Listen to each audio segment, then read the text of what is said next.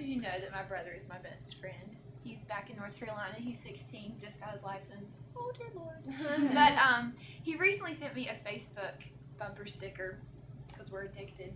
And it said, this is so very phenomenal. If you were a booger, I'd pick you. It's pretty good. He's my best friend, so obviously he has good taste in choosing friends.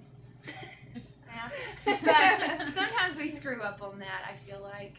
And I think that it's one of the most important aspects of our lives is choosing friends, choosing the right friends, not picking boogers, but choosing friends.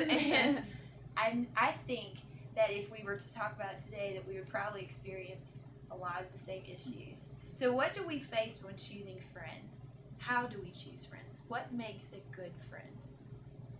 Something that I struggled with, especially when coming to a new atmosphere where you have all new friends, is that it was hard for me to remember just to be myself and not trying to find a friend who you want to be or something like that. You just need to first find out who you are so you can find a friend that you think you would be compatible with, that you can really grow with, and that would help you with your struggles and your situations. So many times we take on the role of other people. Like yeah. with guys, with females, anyone, whenever we're in a certain atmosphere, like we change to be who others are. And a lot of times, you know, that is the most dangerous thing you can do. Just be you. Yeah. You have to love yourself. You have to know who you are. Like I mentioned earlier, I don't like noodles. I have to know that I know that. Otherwise, how can I pick friends wisely if I don't even know who I am? Because you're going to fall into the trap of just turning into someone else's opinion, someone else's model. That's not fair. You don't want to be that person's flunky. Because basically, that's kind of what it makes you look like. Because you're following behind them like a lost puppy, and you're not realizing that they're not the world. They're not everything. They shouldn't be everything to you. People fail you. I mean, we need to understand that coming into relationships, that we're not perfect. And with the idea of relationships with guys and girls, I said this a while ago, but you create stuff in your mind and it becomes a fairy tale instead of reality. We need to wake up and know that people are going to fail us, but to accept that and forgive, and just to be able to find someone who's compatible. You know, they don't have to be just like me. They don't have to be me, but someone who I can draw from. Exactly. All of my friends can fit into the category of intellectuals, but they are so different. I've got a tree hugger. She wants to save the world. I've got, a feminist women's rights movement. I have the Jesus girl, she reads her Bible every second of the day. But at the same time, we're all compatible in some way. And I think it's important when choosing friends that you not just only pick someone who plays basketball or plays softball, someone that sings in the worship team, someone that's beautiful, sorry, but you are. But it's important to pick something that you enjoy. There's got to be some common ground so that you don't fall into the trap of just being like someone else for that sake. I've had a deal in the past with a friend who I thought was, the best thing in the whole world, realizing that she wasn't a true friend. And so recently I had the chance to meet somebody new, and not somebody that I would choose from a group of girls to be my best friend. And already, I've only known her for a few months, I've come to adore her. I'm gonna cry. And and she's leaving soon, and I don't know what I'm gonna do without her. And it's hard to get to know somebody until you go through something with them. And I think that's also very important to, when you're choosing a true friend, or you have a friendship and you're trying to figure out if it's a true friend, you have to see if you can see yourself with that person. You're the last two people on the face of the earth. And if you can see that person sticking with you through thick and thin, and that's a friend you need to stick on to. That's sweet. Perception is one thing you said that, from the beginning you may not have thought that you could be friends. But my best friend from my old school, I transferred here.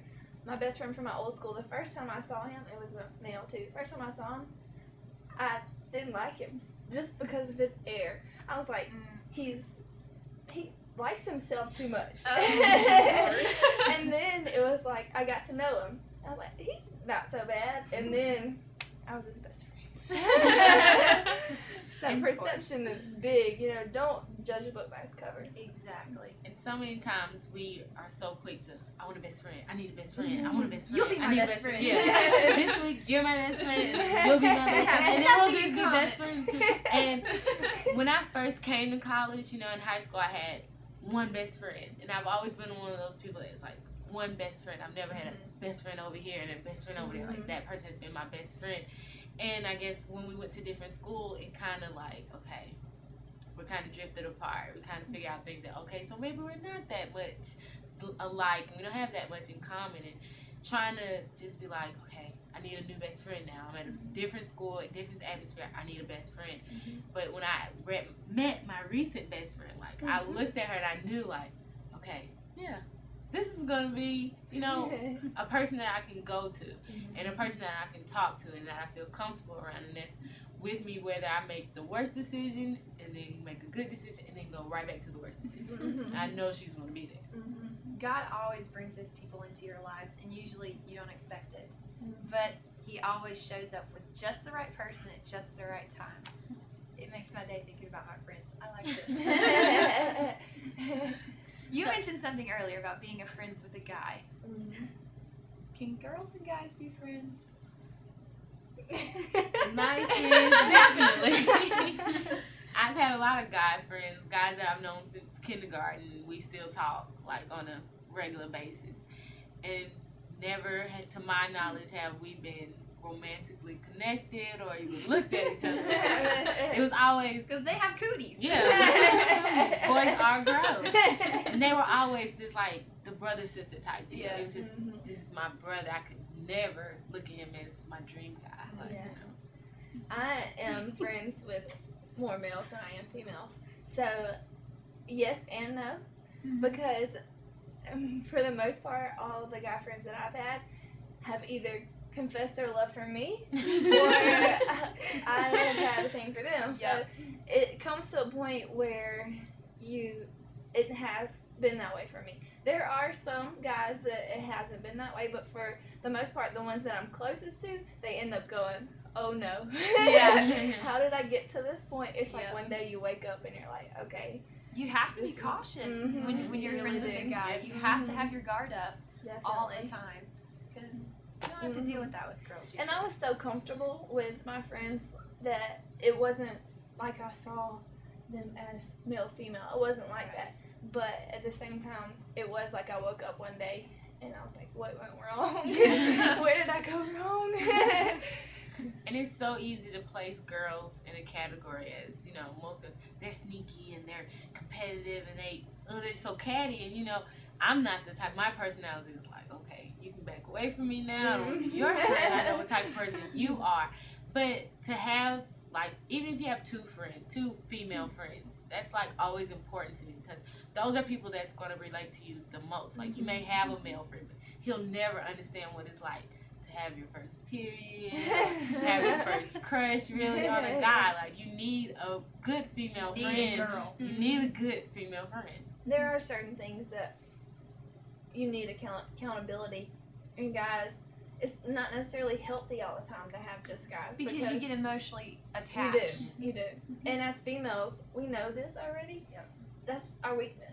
And so, if that's our weakness, that's not what we're going to go to bring us up. So, it is very, very important to have at least one or two, like you said, female companions.